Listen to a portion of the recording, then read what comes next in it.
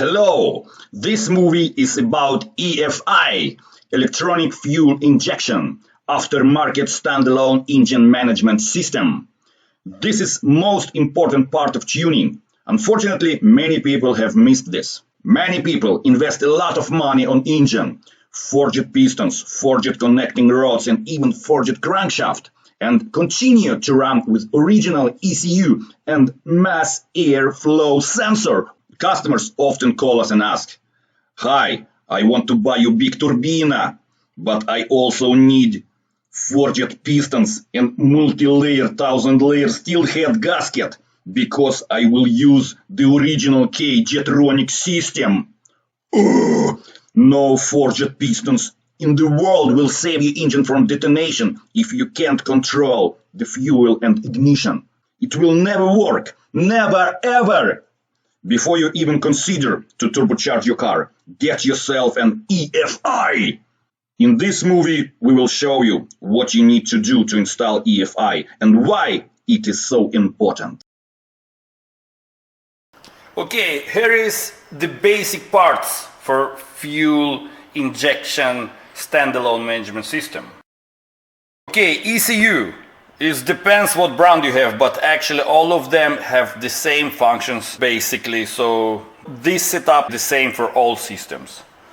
With standalone management system ECU, you always use map sensor instead of mass airflow sensor. So the map sensor, in this case, it's inside the ECU. Many other standalone management system does not have that integrated in the ECU, so you need to use external map sensor. Manifold absolute pressure sensor, measuring the intake manifold pressure instead of reading mass airflow, what mass airflow sensor does. So the map sensor is much more reliable. The first part is most important, this trigger wheel. Monitor of the position of rotational speed of the crankshaft. The most models from 90s and up already has it. Sometimes it's installed inside the DZ, but if your car is older and you have mechanic fuel injector systems or carburetor, then you probably don't have the trigger wheel. So you need this one, and you can install it on the front of the crankshaft. To read this signal on the trigger wheel, you need sensor, wear sensor or Hall sensor. When you install the sensor and the trigger wheel, make sure the trigger wheel is in the middle of the sensor, because the magnet inside the sensor is only 5 millimeters wide. So the wheel must be in the middle of the sensor. And make sure, it's very important, the gap between trigger wheel and sensor must be 1 millimeter. The most of the Hall sensors and inductive sensors, they need 1 millimeter gap. On my car I use stock crank position sensor and stock trigger wheel on the flex plate for automatic transmission. And if you want to run fully sequentially, you need the signal from the camshaft, and then you need cam sensor. Here we have stock cam position sensor, and the most of the newer models 90s up already has it too, but if you don't have, you need to install it on the cam, because crankshaft turns 2 times per 1 engine cycle, so it doesn't know when the cycles begin. So that's why you need the signal from the camshaft, then telling to ECU that here is the start point from the engine cycle. So you need 1 sensor on the crankshaft and 1 sensor on the camshaft. Many Japanese models has some kind of CAS triggers reading the signal only from the camshaft. They doesn't use any signal from the crankshaft, they use only the camshaft signal. Then you need water temperature sensor. And the same with the water temperature sensor if your car is newer than, I don't know, 90s, 95, they already has it, so you can use it. Water temperature sensor inside the water pump. Some models has it in the head, some models has it in the block, so you gotta find out. Then you need air temperature sensor near the throttle body. Some models has it inside the intake manifold. Some models has it on the pipe, but we prefer to install it near the throttle body. You need TPS, throttle position sensor, with adapter here. Sometimes you can rebuild the stock throttle body to fit the sensor, and sometimes you need to change throttle body to fit the sensor. And we made some kind of adapter to fit the sensor, and then you can just set it in the right position.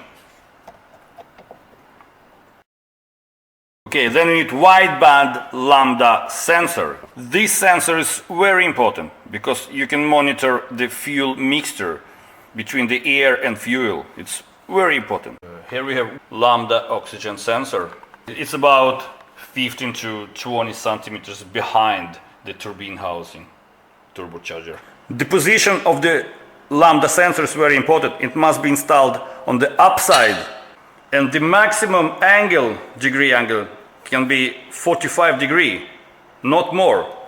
Otherwise, the moisture inside the sensor can never come out and the corrosion starts. And you can just buy a new sensor every week. So upside, like this, not like this, and absolutely not like this. This is the maximum angle, 45 degrees, not more than that. Very important. You don't want moisture and shit in those holes inside. If your car has carburetor or old mechanical fuel injection, then you need to install the fuel rail. This is the 6-cylinder fuel rail. Then you need fuel pressure regulator. You need fuel injectors. For ignition, it depends what engine you have. If you use coil and plug, it's one ignition coil on each cylinder. Or wasted spark ignition coil pack. For 6 cylinders you have 6 outputs, it's 3 ignition coils with 6 outputs. Or 4-cylinder coil, or if you use V8 you have 2 of 4-cylinder wasted spark coil pack. So basic parts: trigger wheel, sensor for the trigger wheel, cam sensor, water temperature sensor, air temperature sensor, throttle position sensor, and wide-band lambda oxygen sensor. This is absolutely basic parts for EFI. If you want to be more advanced, you have more sensors to install. I prefer to control as much as possible. So here's the boost control valve installed near the wastegate to avoid long hoses between the turbocharger, wastegate and the solenoid. Here I use the same mag solenoid for exhaust throttle control. NOx sensor, I have 2 of them on the block to read detonation. This hose goes to the sensor inside the ECU to control vacuum pressure inside the crankcase. Here we have fuel pressure sensor inside the fuel pressure regulator to control fuel pressure. So if something happens and I lose fuel pressure, I can just shut off the engine. The same thing with oil pressure control. As soon as the pressure goes under the minimum, the engine just shut off. And you can even use exhaust temperature sensors. You can install it on each cylinder on the manifold, or you can install it on the downpipe or into the turbine housing on turbo. If your throttle wire is too short, this is the easy way to make it longer. You can see here it's 5 vacuum fittings goes to different things. One of them goes to map sensor inside the ECU. One goes to fuel pressure regulator. One goes to my exhaust throttle control. One goes to the blow-off valve. And the other one goes somewhere else. If your car is older than 10 years, I don't know, 20 years, it's always good idea to install new engine harness with the new cables. Like if you have 20 years old crap harness on your car, you can never know what the problems comes from. You can search for the million years, maybe one cable just losing the connection. It can be all kind of problems with the old harness, and you can never find it. So make a new harness, it's worth. And remember, when you make a harness, use shielded wire for crankshaft sensor and camshaft sensor. Remember that, very important. Okay, now I can show you the basics in software. We're going to make more videos with detailed tuning tips, but now I can show you the basics. We need to put ignition on. Here is the front page, gauge cluster page. You can choose any gauges you want to see just by clicking the right mouse and choose any gauge you want. Here we have the engine information. You can feel the volume of the engine, how many cylinders you have, injector size. Here is the fire cycle of the inline 6, 153624. Fan control, settings for when the fan goes on and when the fan goes off.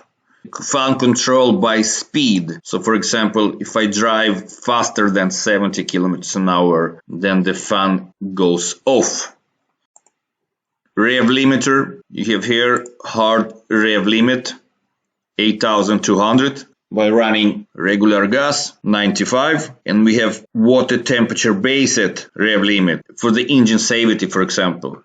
So you can only reach the maximum rev limit when the engine has working temperature and not overheated. For example, when the engine is too cold, you cannot reach the maximum rev limit, and when the engine is overheated, rev limit reduced. For example, when the temperature is 116 degrees, maximum rev limit is 2294. So it's pretty good safety thing.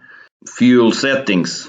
Here we have lambda table. As you can see, this line is kPa load. It's vacuum and boost load. So 100 kPa is atmospheric pressure that we have on Earth on the most places. So everything below 100 is vacuum.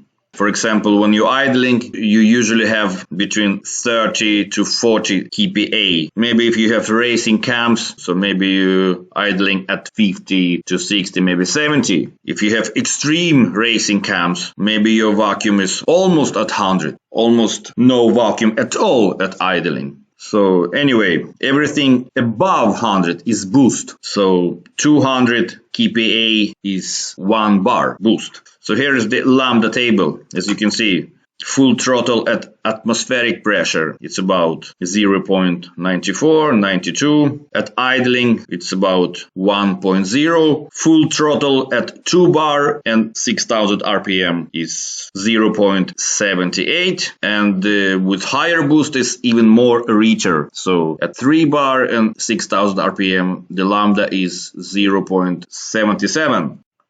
Here is the fuel table for E85, and as usual, this line is kPa and this line is RPM. The other table is for 95 gas. Fuel pump safety. Like I said, I control the fuel pressure. If the fuel pressure goes under the minimum, then we have safety system for the fuel pressure. I even use AFR safety system for the lambda. If the values goes under the minimum on the lambda table, then safety system first warning me with the lamp. If I'm not responding for 1 second, then it kills spark for 0.2 seconds. So actually I can pull full throttle anytime and I don't need to be worried to something happens because the safety systems take care of the problem.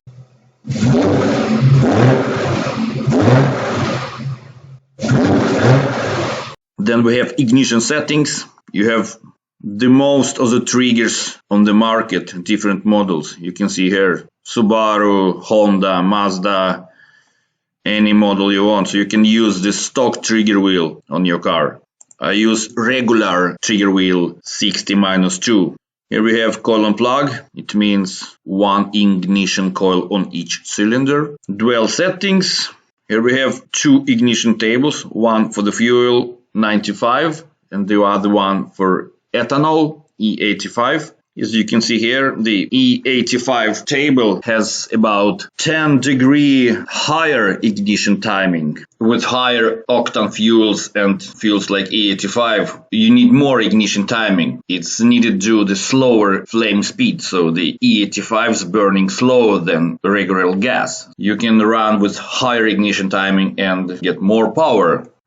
Then we can see the timing table for 95 octane. Ignition timing reduced by almost 10 degree. You can see here at 3-bar boost and 6000 RPM, it's only 5 degree. It's only 5 degree before top dead center. Yes, then we have air temperature based timing retard. For example, when the engine gets overheated, then we can retard ignition timing. For example, when the temperature is 110, then we reduce the ignition timing by 10 degrees and reduce the power, some kind of choke the engine. I can fire the engine and show you a few stuff that you can do before you go to the final tune.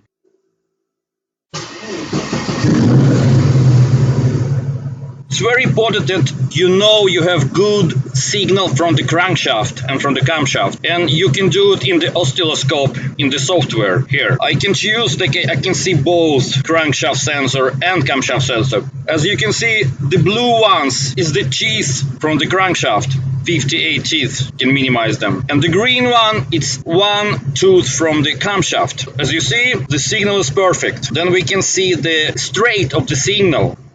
It's just perfect. You can see the voltage, everything. Then we can check the tooth logger. This one, the longest one, is the missing tooth. 58 teeth and the missing tooth. As we can see here, the signal is perfect. You can choose many different loggers here. You need to make sure that the trigger signal is perfect, because if trigger signal does not work, then you got a problem. There's nothing will work. The trigger signal is the most important part of tuning. Let's say we want to record it. We choose capture the log file and we run it. Yeah, when we're finished, we just stop logging, turn the engine off, file, open the log file, and here we have them. Auto-tune. You can choose settings how hard or how soft the auto-tune will work. It will tune your fuel table after those settings you choose for the lambda table. Push this button, start auto-tune, and it starts recording. It's done.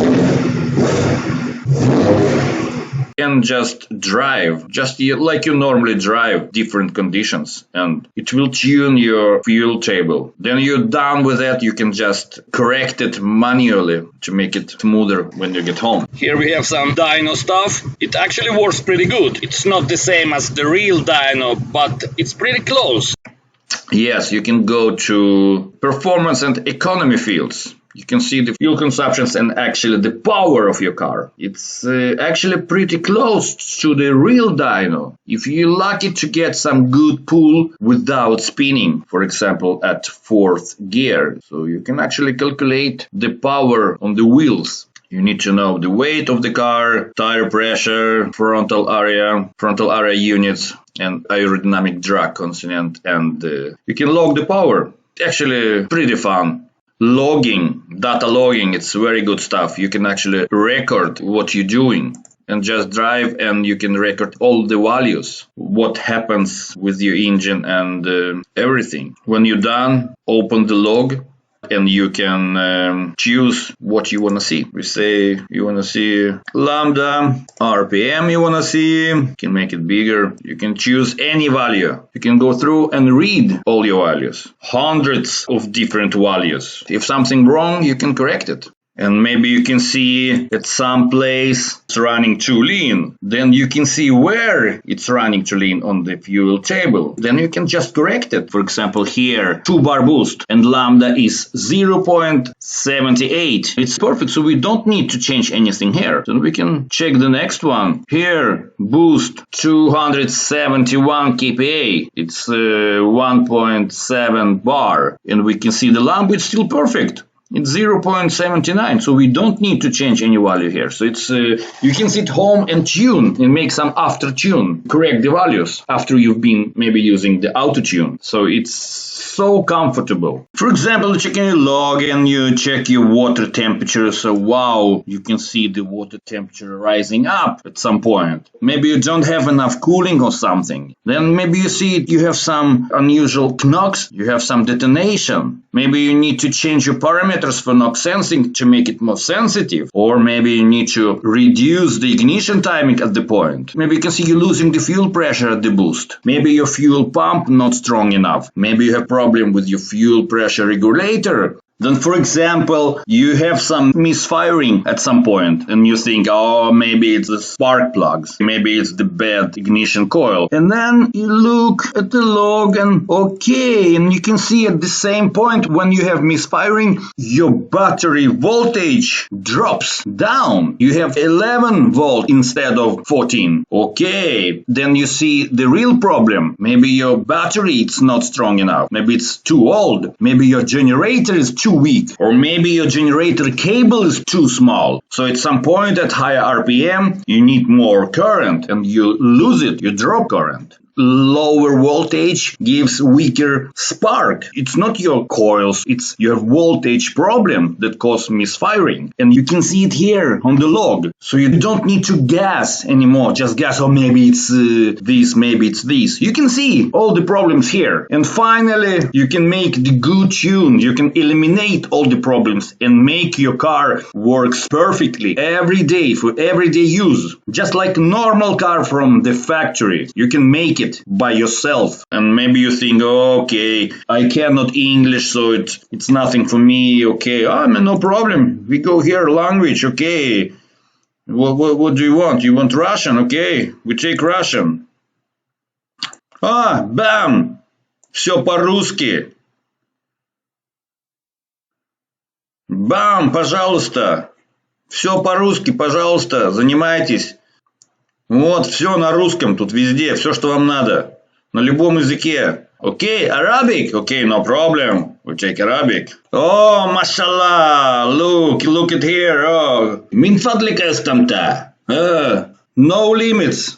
Like I said, it's only the basics. We're going to make more videos about more detailed tuning. How to tune, how to use advanced functions. But this is only the basics. When you run stock ECU, you have no idea what happens with the engine. You have no idea what happens with fuel or ignition, detonation, the temperature, and nothing. And you're just hoping for the best. And you think, oh, I have forged pistons, maybe they can help me. No, get yourself EFI. It's the most important part of the tuning. Do you want a big turbina? Get yourself EFI.